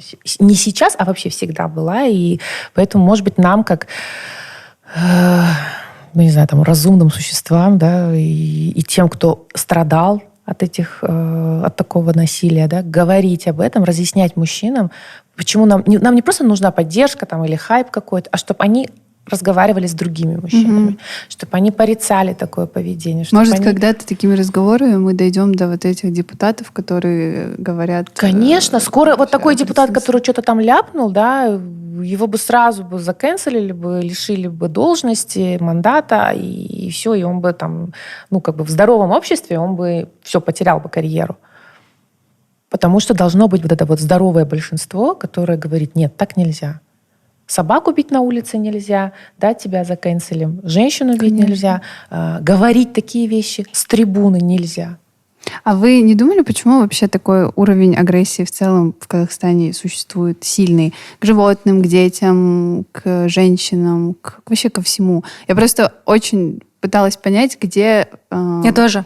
корень. Я тоже, всего. Знаешь, я постоянно, у меня какие-то были такие мысли о том, что это мы одни такие, мне кажется, извращенцы, да, наше общество какое-то ебанутое, я извиняюсь. И поэтому вот у нас такая картина. Но потом я начала, читать ЮЭНовские отчеты, там, новости просто. Я поняла, что такая обстановка плюс-минус везде, но везде работает закон, да. Понимаешь? Если у нас криминализируют это дело, если у нас будут исполнять этот закон, у нас тоже как бы картина изменится все равно. Ну да, у нас потому что изменить общество, оно и так изменится, да, там рано или поздно, но это долгий путь. Это очень долгий путь. По пути умрет очень много женщин, пока мы изменим это дурацкое общество. Поэтому закон, он, должен остановить эту ужасную статистику. Другого нет способа. Мы не можем сейчас какого-то извращенца, который душит собаку и потом там бьет жену или еще чего-то, мы не сможем его перевоспитать уже. Мне кажется, только закон. Да у нас даже, я вот элементарно думаю про этого охранника в баре, да? Да. Кто его взял на работу? Неужели у нас не проверяют просто справки о судимости? Да. Это же очевидная вещь. Еще и ты охранник. Ну как? Я понимаю, да, просто пришел, ему налом заплатили, он ушел. И потом я слушала еще то, что там он ей в Инстаграме, да, потом писал. Я думаю, какой выкладывал кошмар. нож, там что-то такое. Ну да, это вот наше общее еще равнодушие ко всему. Мы сами, я сейчас говорю за нас, за всех, за себя говорю, да, то есть мы как общество, видимо, достаточно халатно относимся к себе, к окружающим, да, мы можем нанимать на работу действительно без проверки, потому что так дешевле, ладно, зачем нам договор, так тебе налом будем платить, да, я не знаю, там, условно, мусор бросать, правила дорожного движения нарушать, да, но при этом какие-то элементарно, еще раз, да, мы ни разу не ходим на выборы, потому что, окей, мы в них не верим, да. Да потому что еще не верим. Я все время читаю перед выборами, и я не понимаю, что лучше, ходить или не ходить. Мне никто не может нормальный ответ вообще дать. Лучше ходить. Или, допустим, митинг, да, был тоже. Я не поняла, ходить или не ходить. Да, здесь тоже сложно. Да, здесь непонятно. И потихоньку начинать с себя, воспитывать себя, да, и я всегда сторонник того, чтобы там свой подъезд навести, в своем подъезде навести порядок. И даже элементарно возьмите, если у вас есть домовые чаты, дворовые, домовые чаты. Девочки, это такой средний срез общества. Да. Я то, что там читаю, я думаю, пипец, какие мы готовы сожрать друг друга ради машины, ради парковки, сжечь эту машину. Мы сами такие же набрасываемся. Я не знаю, там, я думаю, господи, о каком вообще там дальнейшем развитии общества может идти речь, если мы вот здесь, в маленьких своих сообществах, комьюнити, просто готовы поубивать. Потому что, честно, мне кажется, в целом человечество склонно к насилию, ко всему. Поэтому и нужна была когда-то религия, да, которую извратили сейчас. Закон. Да, поэтому нужен закон, потому что, реально, как стадо, которое нужно структурировать, и сказать, вот так нельзя, нет. Да. Получается и так. нормальное просто мышление еще у тех, кто этот Или закон надо, чтобы на всей земле жили только женщины. Мне кажется, тогда будет все Вообще зашибись. прям просто утопия. Да. Утопия, да. Это так интересно, что, мне кажется, как мое сознание даже сейчас поменялось, когда я раньше могла тоже как-то реагировать так, когда... Ну, допустим, от фразы «на всей земле жили только женщины», я бы на нее тоже так, знаешь, посмотрела. Конечно, да. Типа, блин, ну мы перебарщиваем. Да. А я сейчас такая, нет. Я вот у Эльданы видела этот сторис. Я тоже с него смеялась. Я, говорит, типа, феминизм — это про равноправие, а не про, типа, ненавидение мужиков. И она такая, я про ненавидение мужиков. Да, Вы да, все. да. Ну да, реально. Можно по пальцам посчитать адекватных мужчин, которых я знаю. И просто все это... Они вроде адекватные, но они все могут позволить себе сказать какую-то фигню. Да. Когда я что-то им скажу, не дай бог я на кого-то голос повышу на работе на парня, все, проще общайся, ты что? Ну типа, а как ты мне говоришь, Истеричка, у тебя что, иди месячные? посуду помой, так это нормально, да? Ну типа... Короче, да, это Казахстан — это точно мир мужиков, которых просто с детства воспитывают, что они вообще... Мачо Дача Хаус. Мачо Реально, Дача я когда Хаус, посмотрела да. Барби, я такая, вот это вы Да, все. да. Посмотрите живем, на да. себя со стороны. Говорю, это реально вы. То есть, да, там чуть-чуть преувеличивают, но вы выглядите так же. Я, правда, иногда слушаю просто людей, с которыми, ну, там, типа, где-то я работаю, и иногда просто ты сидишь, и кто-нибудь что-нибудь скажет, и это видно, что это идет от эго какого-то мужского. И ты просто... И у меня есть девчонки, и мы вот так сидим, и такие... такие просто мужики. Так вот. Потому что, ну, никак по-другому не объяснить. Еще меня страшно вырубают, когда ты проявляешь свой какой-то там праведный гнев, агрессию какую-то, да, здоровую, или характер, там, как это называют, характер проявляешь свой. Меня бесит эта реакция мужиков, типа, какая, а? Смотри-ка. Да-да-да. Видели, да? Смотри, как Да, она а потом реагирует. она меня, когда вот так вот мне что-то говорит, я начинаю плакать.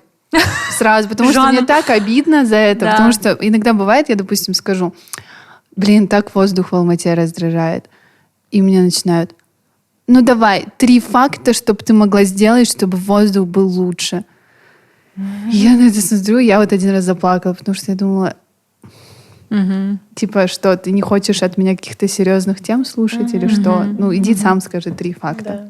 А тем самым он хотел показать, что ты болтаешь, типа, ты все равно ничего не сделаешь, типа, перестань вот это вот, короче. И я, когда вот такие моменты замечаю... можно позитивных новостей, Ну, это пожалуйста? вообще нет. Это просто, я думаю, ты лучше бы ничего не писала. Да, молчи просто. Я каждый раз, я вот всю эту неделю, это же такое, у тебя там слезы, истерика, а потом ты видишь, и у тебя истерический смех начинается, потому что вот этот вот чувак, который «но», помнишь, да, Да. про Палестину? Да. Это же вообще, ты смотришь и думаешь, ты кто вообще? Ну, типа, кто тебе? Да, иногда просто хочется заблокировать все соцсети в Казахстане. Потому что там такую дичь несут. Вот это реально. Но я это еще просто видела было. сторис у Жеки, Fat Belly. Я была в шоке. Чё Я там? подумала, блин, лучше бы ты действительно молчал. А чё он сказал? Он сказал, слушайте, типа, насилие — это плохо.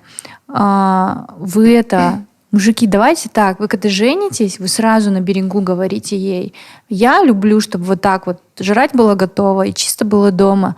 И если что, у меня с нервами как бы не все в порядке, я могу двинуть. Типа, сразу ей говорите, а то она не знает, на что она подписывается. Ужас. А я просто заходила к нему, Все и так он... просто, оказывается. Ничего себе. Я даже не видела. Я такая, о май гад, мне кажется, даже если ему разжевать, объяснить, что он, ну не то он говорит, он не поймет. Короче, я все равно иногда так обсуждаешь, да, понимаешь, что это происходит, а иногда же бывает такое, что ты такой, да как это возможно вообще? Ну, типа, как? Особенно людей, которых ты, ну, там, знаешь или... Да, людей, которых ты знаешь. Ты не понимаешь. И вообще вот все вот это поменялось, конечно, восприятие людей. Теперь реально кажется, что все, кто молчит, они бьют. Да, да.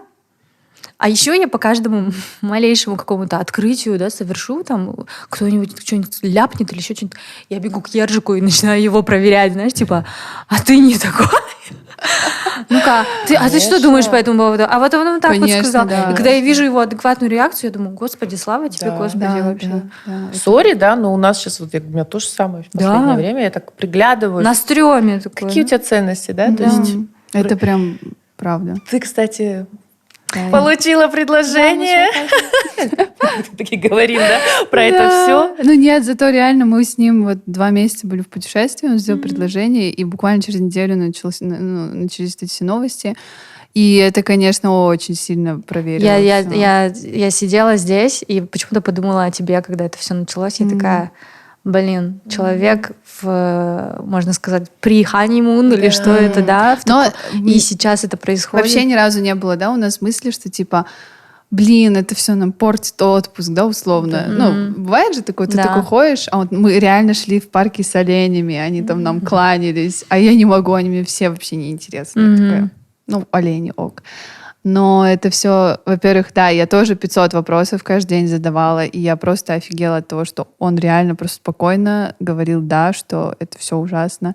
Он переживал просто за то, что я вечно вот в таком этом стрессе, но он никогда не говорил, что типа хватит, там, перестань, это того не стоит, там, условно. Он говорил, да, это важно, да, говори. Да. Он сам просто соцсетями не пользуется, и он говорил, ну, я не знаю, я, типа, вообще ничего не делаю, типа, я не могу ничего загрузить. Я говорю, я ничего не жду от тебя.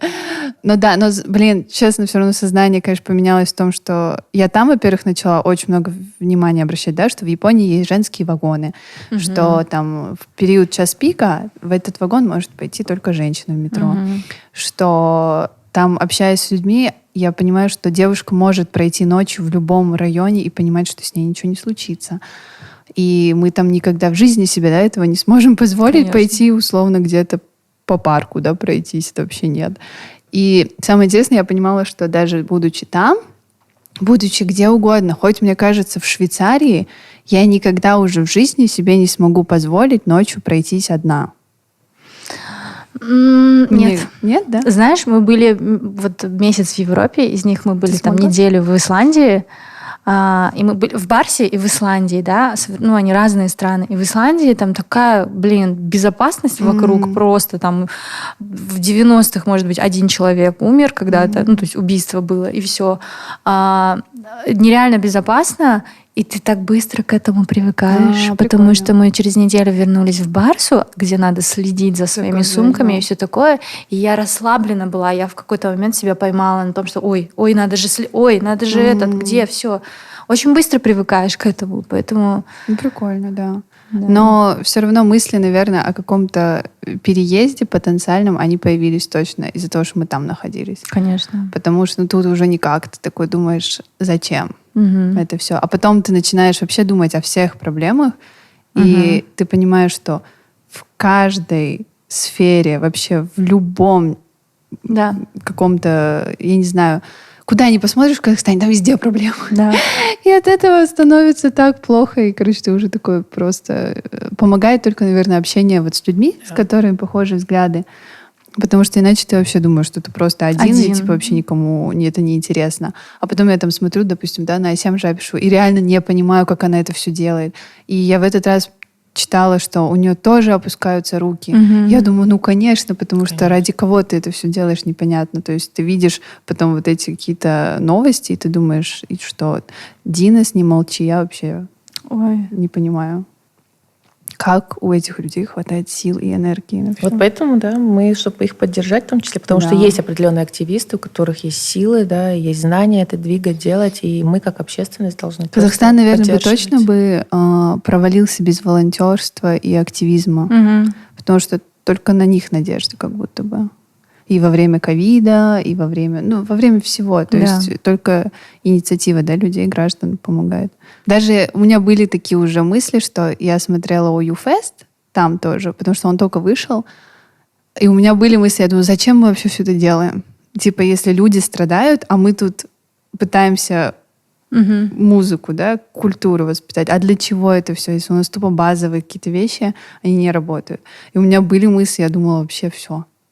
А потом, ты потом думаешь, и что ты будешь такой сидеть целый день? Нет, наоборот, ты как раз-таки через свою работу, да, вот через творчество, а музыка — это просто самый крутой инструмент воспитания культуры. Вы конкретно со своим проектом очень многое можете сделать. Да, и только кажется, что... Это кажется себе, что сейчас тебе так кажется, что все тлен. Ну да. Нет, на самом деле нет. То есть вы уже, да, там за последние несколько лет, сколько ОЮ существует, как сильно поменялась индустрия, какая она стала красивая, интересная, и это в нас взращивает и добро, и любовь, и надежду. Да? То есть хорошая музыка, она действительно, как я говорю, да, мурашки по телу. Да? И это же классные чувства, эмоции. От этого мы, дай бог, наверное, да, добрее становимся. Да, мне кажется, многие стали через музыку казахскую, казахстанскую, какие-то выражать эмоции, возможно, которые были скрыты, знаешь, подавлены, которые иногда вот в агрессивной форме, да, выходят, а через музыку, возможно,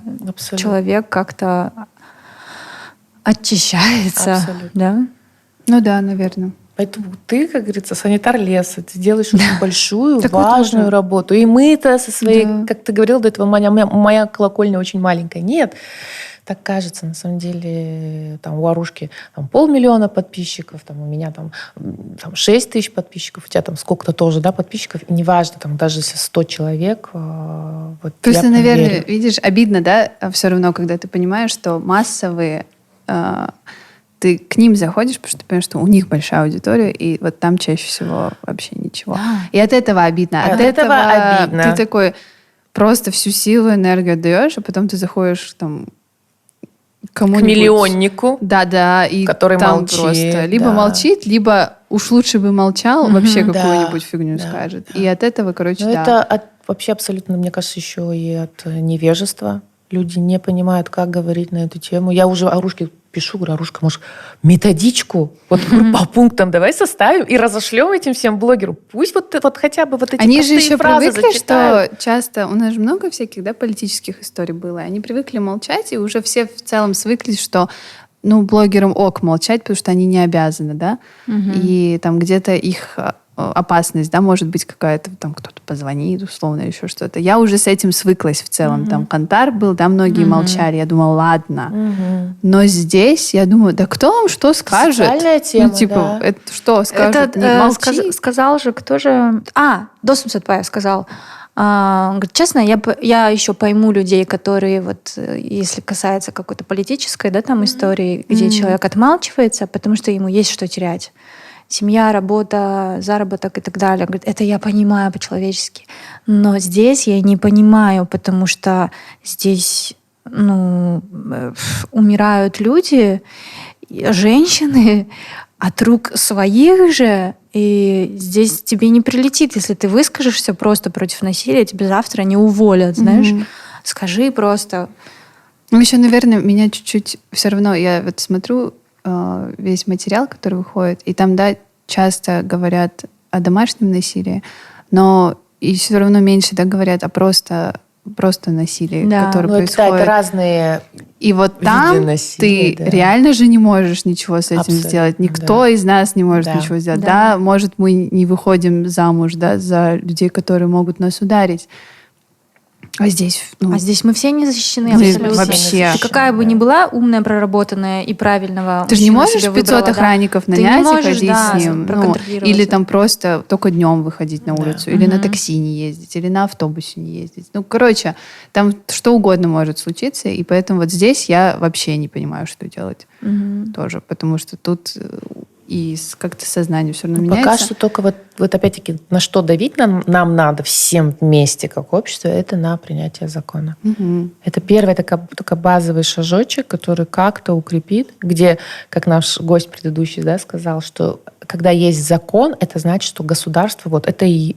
Это позиция государства. Что государство с этим мириться не будет. А сейчас у государства какая-то непонятная позиция. Размытая, да. И, соответственно, мы как общество должны вот хотя бы на это сейчас наседать. Ну и, конечно же, продолжать просвещать. Ни за что. Не знаю. Просто давайте 20 человек соберемся и все пойдем.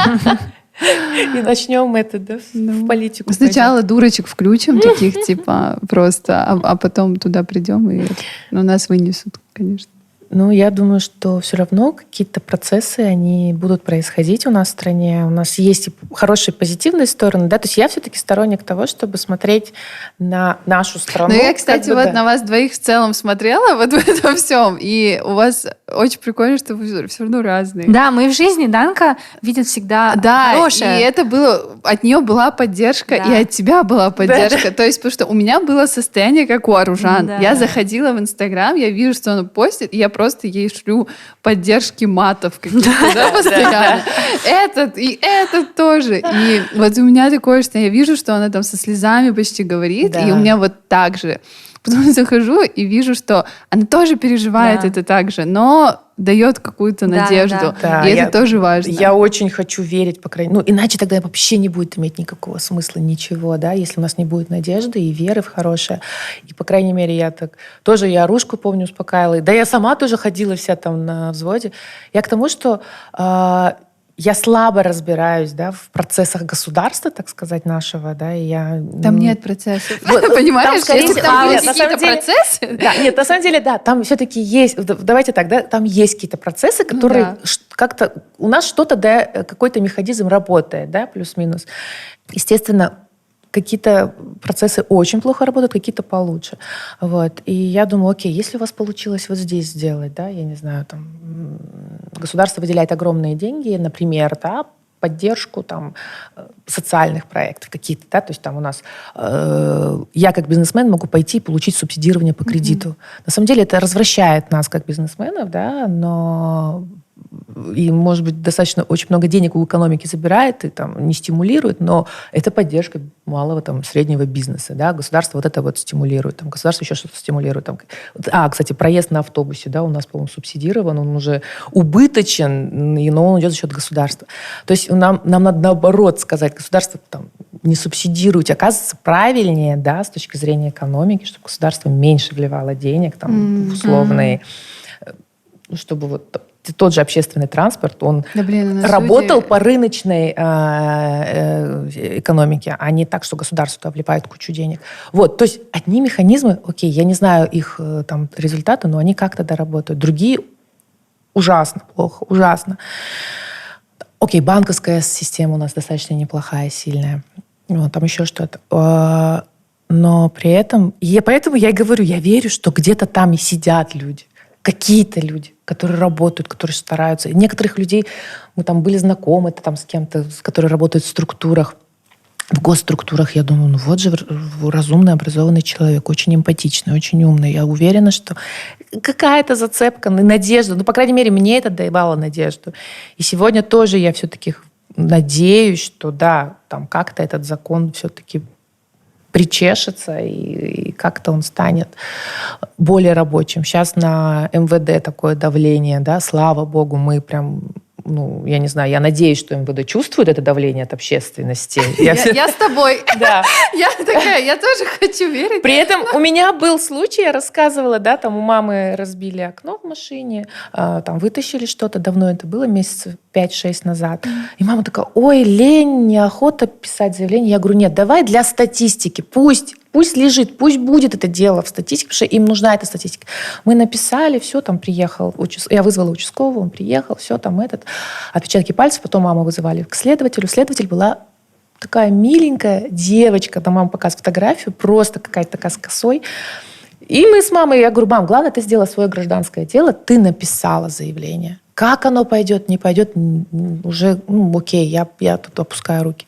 Спустя 3 месяца нас вызывают, маму вызывают. Мама не поверила, думает, это мошенники. Вызывают обратно, вот, говорят, мы нашли подозреваемого, вот, так и так. То есть, чтобы система работала, да, с ней надо как-то взаимодействовать. Я вышла однажды, я потеряла что-то. Я не помню, это было в Астане еще, когда я в универе, кажется, училась. Я что-то потеряла, и рядом было РУВД, и мы туда пошли написать заявление о вот этой потере. И я помню, что там вот там все было так темно и мрачно. Да. И мы с подружкой забежали туда. Мы заходим, он нас садит куда-то и говорит, пиши заявление. Я говорю, можете мне продиктовать, потому что я формулировку не знаю. Он такой, вот, там, меня зовут так-то, так-то. Инстаграм пиши свой. И угорает. Я просто такая на него смотрю, типа... Какой кошмар. Типа я пошутила так, да. Классно. Да.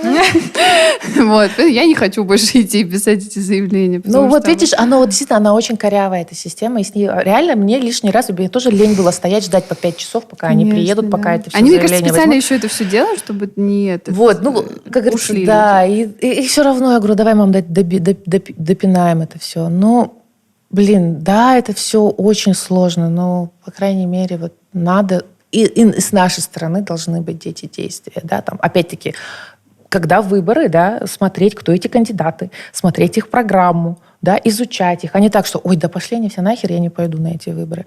Я не знаю, в конце концов, что у нас происходит в политике, это тоже мы должны знать, да, сколько у нас людей, которые говорят, ой, я вне политики, мне это все равно. Нет, на самом деле надо в этом тоже углубляться. Надо платить налоги, в конце концов, да, вот как бы все это должно быть прозрачно. Вот, поэтому вот какие-то такие простые, я не знаю, на самом деле они не простые, они тоже сложные, но нам надо тоже быть таким взрослым гражданином и требовать от государства ответов, конечно, обязательно, и не быть просто там, ай, ладно, это там без меня разберутся, ай, ладно, там выборы без меня пройдут, один фиг. Ну, это правда, да, кстати. Вот что-то, да, самим, как взрослые люди, идти. Я элементарно сейчас машину поставила и не понимаю, за эту парковку надо платить или нет, потому что кто-то в Инстаграме сказал, что эти парковки не работают. Да, они же не работают. Они, по-моему, еще не включены. Вот, да, это тоже странно. Вот, да, типа, я все время платила, потом увидела его и такая, оказывается, не надо платить. И сейчас такая думаю, платить не платить? Я сейчас подумала, что я отказалась голосовать за председателя КСК, воздержалась, а теперь, наверное, нет. И да, вот опять-таки, вот я такая же, Арушка, я в смысле, я тоже не хочу вникать, мне некогда. Не потому, что я там какая-то... Я знаю, как тебе тоже некогда. Там еще своя просто какая-то война, в которой я не хочу участвовать, знаешь, там каждый за кого-то, давит, голосует, а я не хочу в этом участвовать. Вот, если бы честно было написано, вот кандидаты, вот они то все, я бы пошла. А так я понимаю, что там какие-то, ладно. Ну да, надо. Нет, надо суть важна, да, суть понятна, нужно участвовать, включаться, да. Да, как граждане. Ну или хотя бы, да, там идти каким наблюдателем. Да, обязательно. Почему нет? Асим Жапишева, она постоянно, да, там наблюдатель на выборах. Почему мы не можем как волонтер прийти и сказать там, хотя бы за соседями своими присматривайте, что там, не лезьте, конечно, но присматривайте, что там происходит, да. Бьет, не бьет, понимаешь, да? У нас в подъезде, мы в микрорайонах Кустаная жили, и там пятиэтажка, и там вот реально 3 квартиры, там было домашнее насилие, все об этом знали. Я вот позвонила недавно бабушке своей, потому что мы там с ней жили, и я говорю, вот слышала же ты все это? Да. Что происходило? Я просто совсем маленькая была. Я помню, там, они говорили, все обсуждали, вот он ее бьет, там, вот это. И бабушка, кажется, однажды прям пошла и говорила, типа... Но там больше, кстати, было... Мама очень сильно кричала на своих детей, прям матом. Они просыпались, она говорила, вставай, проститутка, вот так, А там девочке 5 лет. Вот. И бабушка потом пошла и сказала, типа, нельзя же так. Она такая, извините, хорошо, больше не буду. Ну вот, сейчас же произошла трагедия с маленькой девочкой, которую... Да, я даже не могу это вслух произнести, но я где-то прочитала, что кто-то из соседей сказал, это вообще это вина нас всех, потому что мы все знали о том, что она пьет, пропадает там, и так далее, но мы ничего не делали. Мы ничего не делали. В итоге мать забила ребенка до смерти. Да. Вот представьте, эти вот надорванные женщины, пьющие, рожающие тоже, да, там, потом забивающие там либо до смерти, либо сдают они в детский дом. Тоже. Это тоже, да, вот работать с этими женщинами. Расскажите про ваши творческие планы. Я не знаю, я как будто бы хочу просто собрать вокруг себя очень много именно артист, как творческих, да, людей просто, и творить что-то вместе, но тут такой момент, мне кажется, творить еще не не бесплатно творить. Потому что, мне кажется, многие, кто в творчестве в Казахстане работает, они устали от этого бесплатного, потому что творческий проект. И как будто бы я просто от всех уже слышу, что... И я понимаю, что, вот то, что они отдают, это все должно возвращаться. Но при этом я понимаю запросы, и это тоже... Будь то артист, да, у него там что-то выходит, и он хочет что-то отснять. Будь то, там, не знаю, какая-нибудь компания, которая хочет креативное что-то снять. И на это все можно работать. И мне кажется, в теории можно потом и зарабатывать, и показать другим, что за это надо платить. Вот. Это какая-то моя такая цель — поддержать, потому что я очень много вижу творческих людей, которые просто не могут сказать «нет», и там, берут кредиты на закуп реквизитов просто потому, что они хотят сделать хорошо. И вот у меня какая-то цель сейчас именно поддерживать творческих людей, чтобы они перестали... Может, где-то выступать их просто агентом или менеджером, чтобы они, сами, если не могут отказать, что я буду это делать, потому что я сама уже как-то не могу очень много уходить в какую-то благотворительность, да, наверное. Конечно, и не нужно, вот. да. Это какие-то мои цели такие. Правильно. И да, фестиваль мы тоже будем делать летом точно. Я не знаю, будет ли это несколько городов или один, но... Пока это только Алмата была все Да. время. Астана очень вас ждет, мне кажется. Я знаю, да. Они постоянно говорят, что у них там ничего не происходит, но там и площадка есть классная, гольф-клуб, там делают и мероприятия. И Астана вроде такая очень, она активная. Если что-то происходит, они точно идут. То у нас фестиваль и Black Eyed Peas в один день происходит, и всем ок. И там была толпа. Да, кстати, да. Но это, конечно, было там... В прошлом году был Скриптонит и мы, а в этом году Black Eyed Peas и мы. В следующем я уже не знаю, мы уже там и Дуа Липу, и Уикенда, кого угодно представляем. Но, в прошлом году мы сильно стрессанули за Скриптонита. В этом году, когда узнали про Black Eyed Peas, мы, первые, наверное, 2 недели прям думали, что делать, а потом забили. И по итогу, нормально. Мне так было любопытно, я прям ждала этот день, чтобы посмотреть, как народ куда пойдет. И мне было так приятно, хотя какая мне разница. Аудитория разная очень. Да. Я смотрела на тех, кто пошел на Black Eyed Peas, и кто пришел к нам, и я такая, да классно, я вот хочу, чтобы у нас такие люди были. Конечно. Сколько мы слышим комментариев от партнеров, особенно, допустим, алкогольные, да, партнеры, которые выходят как бары, и они говорят, да, может быть, на фестивале меньше выручка, чем на других, но зато какие люди, они осознанно потребляют алкоголь. То есть они не напиваются и ничего неадекватного не делают, они просто веселятся. И это круто.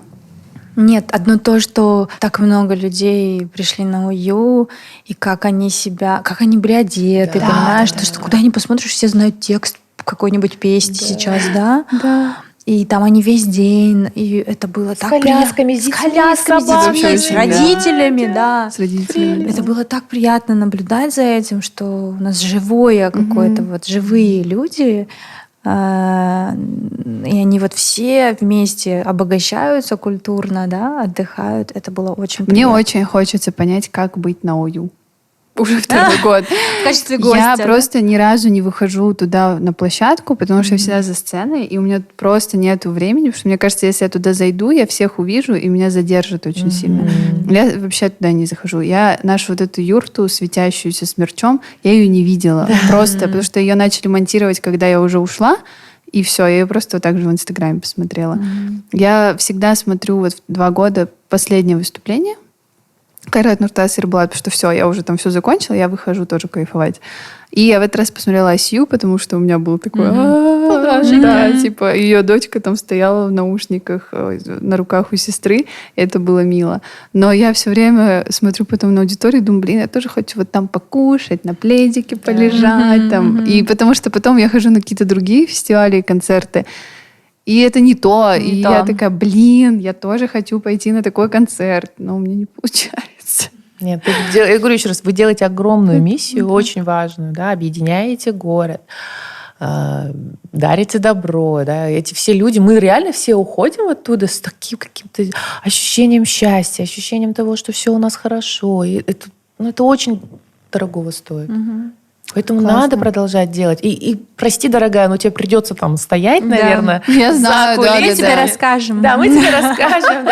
Хорошо, что есть вот эти записанные концерты, потому что я только так потом понимаю, потому что иначе я вообще ничего не понимаю. Это, конечно, весело там с артистами, но это такой вечный стресс, там типа пробки же нереальные на Аль-Фараби. Да. И ты просто их за 2 часа вызываешь на всякий случай, а они потом приезжают и злятся, а что вы меня так рано позвали? Короче, там своя какая-то тоже тусовка. Но вот что классно, все артисты реально кайфуют от нашего фестиваля. Они потом подходят и говорят, это другое. Как мы потом... У нас же все закрывается, все люди уходят. У нас сзади, мы там еще 4 часа просто, у нас автопати. Там неофициальная. Мы просто все, кто хочет, тот остался. И как к нам девочка из хора, которая была у Ербулата, подошла и сказала, вот, что она постоянно на какой-то странной работе работает, что вот все, что она делает, ей не нравится, а здесь она зажила, и она наконец-то поняла, что вот то, что она хочет делать, и когда ты такое слушаешь, и она говорит, я не могу отсюда уйти, мне так хорошо. И это вот прям на самом деле очень мило, потому что только потом ты понимаешь, что надо продолжать. Да, продолжайте, пожалуйста. Мы каждый год ждем. Это действительно событие лета для всех нас. Ужасно приятно наблюдать, как все больше и больше артистов появляется, да. Поэтому спасибо вам, спасибо тебе за эту работу. Ты молодец. Мы продолжаем за тобой следить.